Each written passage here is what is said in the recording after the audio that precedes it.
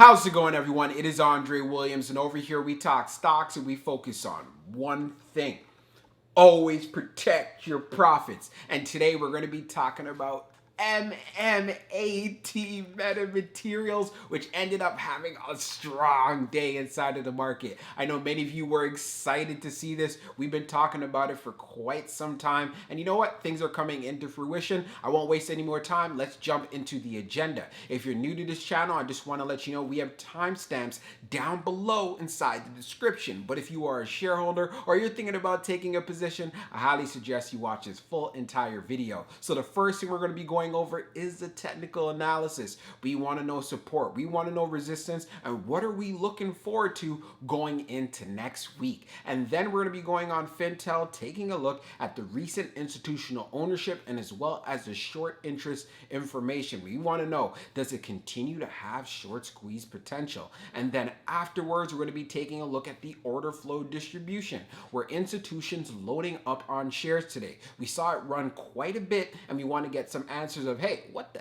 hell was going on? And then when all of that is done, we'll be going into the final thoughts and as well as some more details. So let's get to it. So we're going to be doing a technical analysis for MMAT metamaterials. Let's see how it performed on the day. So ended up closing at $4.13, being up 19.36%. On the low, it tested $3.45, and then on the high, testing $4.55. Now, when we take a look at our volume stats on the day, you can see we traded at 39.448 million shares, and the average volume over 10 trading days being at 14.113 million shares. So we more than doubled that. So that is definitely great to see. Part of the reasons why we saw some appreciation in the stock price. When we take a look at our chart, which we're using the 1-year daily chart, from the RSI down below, it is at 56.19. And when we take a look at the moving averages on the chart, we are below the 100-day, but we have come back to reclaim the 200-day, and of course we are sitting on that 21-day EMA with support. Now, one thing we have to understand, since we did finish above the 200-day, things are going to continue to look bullish for metamaterials. So the next level we want to look out to testing as far as for the 100-day here will be right here around $4.95.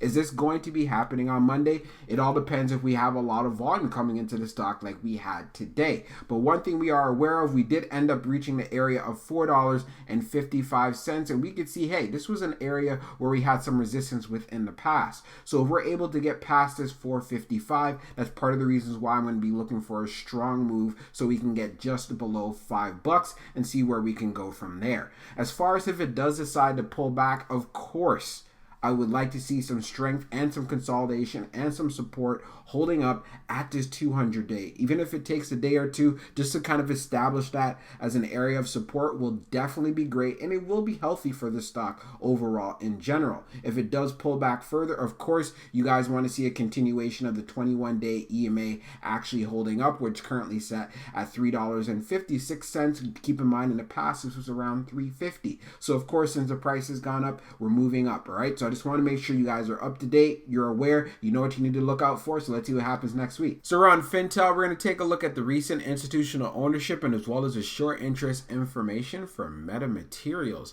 So as we scroll down on the page, green rows indicate new positions while red rows indicate closed positions. So as you can see right away, we have a lot of institutional activity in regards to new positions, and it's looking real good. So if we take into consideration the 27th as far as open new positions, we have Dutch DWS Investment VIT funds that went in with just over 9,000 shares, 9,451 to be exact. As far as for the others, nothing too notable, but we could see here for small cap index trust went in with just over 14,000 shares. But most notable we need to take advantage of and see is IWO iShares Russell 2000 Growth ETF that went in with 480 87K shares. And also we see another position here that went in with 1.4 million shares. So some sizable positions there. So now when we take a look at the short interest information, scrolling down on the page, the short shares availability is at 250,000, updated 11 minutes ago.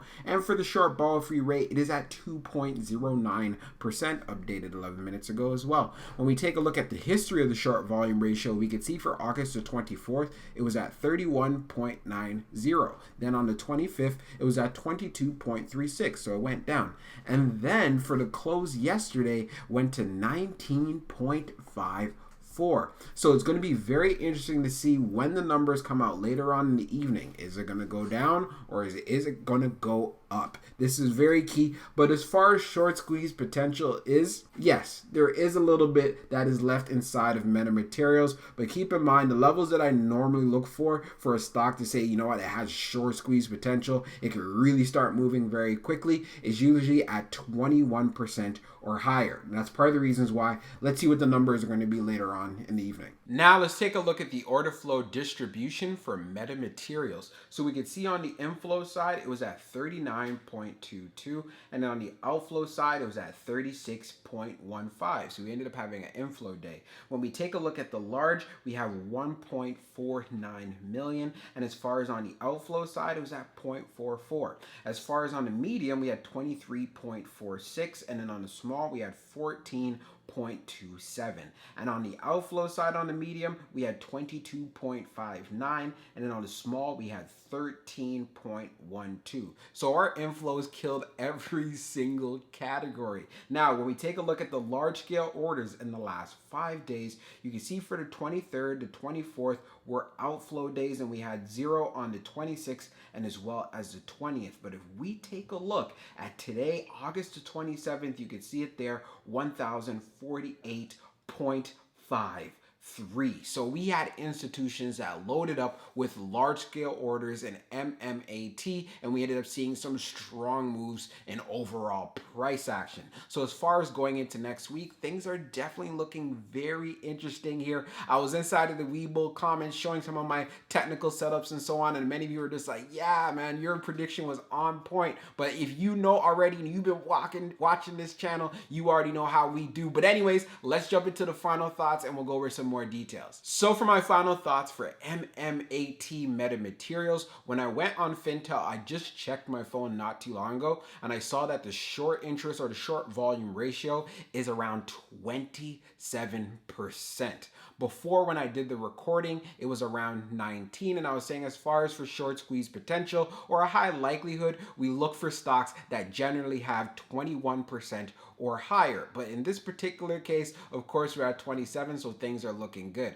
I'm not saying, hey, things were looking bad because we're at 19, because that is still fairly high. Also, when we took a look at the recent institutional ownership, we could see from the filings a lot of institutions loaded up on shares. And this is also a big time plus, and it shows a bullish signal. So if you're invested in metamaterials for the long term, things are definitely going in your direction. Another thing is, if you're thinking about getting into a position, now that you see, whoa, this stock has been moving up, make sure you do your homework, you do your due diligence. This is essential because I want to make sure if you do decide to get in, you can get in with the right entry. You don't want to have FOMO. You don't want to be chasing into these plays. And if you do believe in the long-term prospects, then definitely think about dollar cost averaging your way in. No lump sums here. We want to do smart trading, smart investing, if that's what you're interested in when it comes into this particular stock. So I'm definitely looking forward to see how things go next week. We definitely ended up having an amazing day today inside the market,